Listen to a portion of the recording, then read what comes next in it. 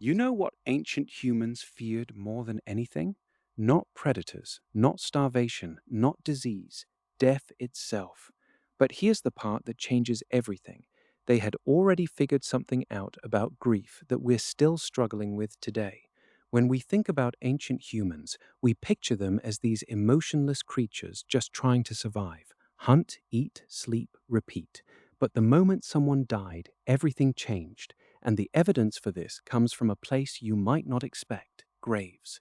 Thousands of them scattered across the planet, each one telling a story about how humans processed the most fundamental loss. Around 100,000 years ago, in a place called Shanidar Cave in modern day Iraq, a Neanderthal man died. He was old, he was injured, his arm was gone. By all accounts, he should have died alone, but he didn't. His body was carefully arranged. His family placed flowers around him, actual flowers, yarrow and cornflower. People took time they couldn't afford to waste, to show their dead that they mattered. That's not instinct, that's grief. Now here's where it gets interesting.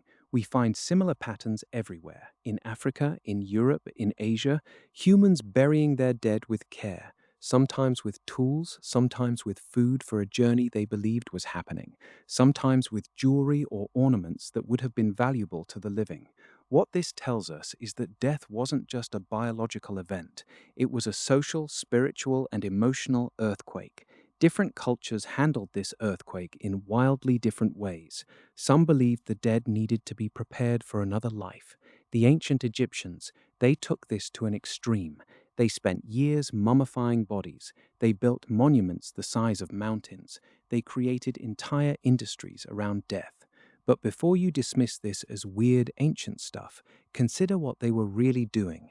They were processing grief. They were creating ritual. They were saying, this person mattered so much that we're going to spend the next 70 years preparing them for what comes next.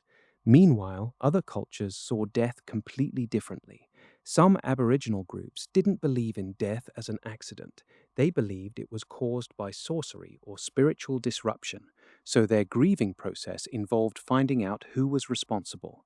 Some cultures practiced sky burial, leaving bodies for birds to take to the sky. Some burned them. Some left them in trees. Some, like certain groups in Indonesia, kept their dead relatives in their homes for months or even years, treating them like family members who were just sleeping. But here's what's universal underneath all these different practices: the need to do something, to mark the moment, to say goodbye, to acknowledge that everything has changed. And maybe most importantly, ancient humans understood something we've largely forgotten. They understood that grief needs community, it needs ritual. When someone died in a traditional society, everyone gathered. They didn't send a card. They didn't write a condolence message. They showed up. They cried together. They prepared the body together. They buried them together.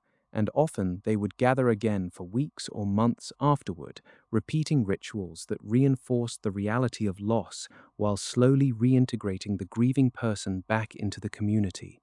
There's actual evidence that these rituals worked. Anthropologists have found that in cultures with structured grief practices, people recovered better. They reintegrated faster. They had fewer signs of what we'd now call depression or complicated grief. Because here's the thing about grief: it doesn't go away if you ignore it.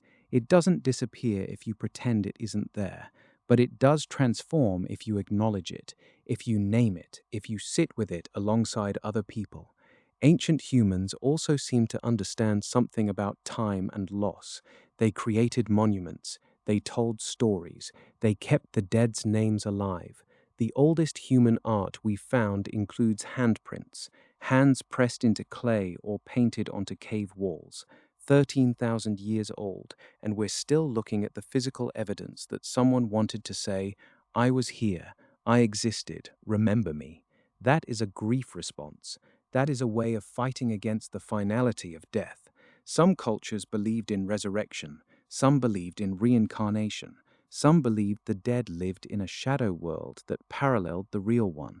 But whether they believed in an afterlife or not, they all seemed to believe in one thing: that death required acknowledgement, that it required ceremony, that it was too big to handle alone.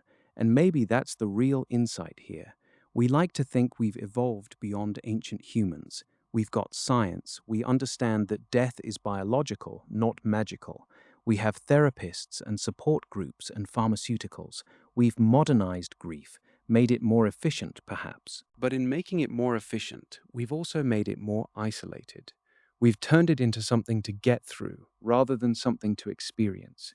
Ancient humans knew how to grieve, not because they were more emotional or less rational, but because they understood that loss is fundamental to being human, that it requires ritual, that it requires community, that it requires time. And when you look at the evidence, the graves, the flowers, the careful arrangements, the monuments, you're not looking at superstition or primitive behavior. You're looking at people figuring out how to survive the one thing that can't be survived, how to continue living after loss, how to carry their dead with them into the future. In a way, that's still what we're all trying to do.